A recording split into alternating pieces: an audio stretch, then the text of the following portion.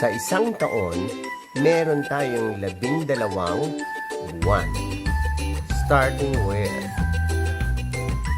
Enero, Febrero,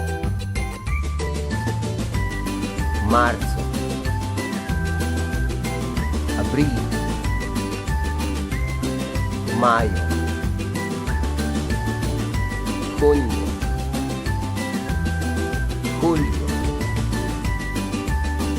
Agosto,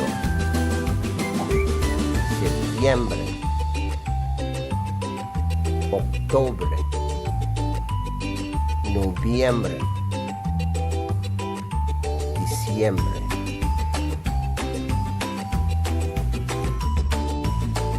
Sa buong taon, merong 365 araw, except for leap year na merong 366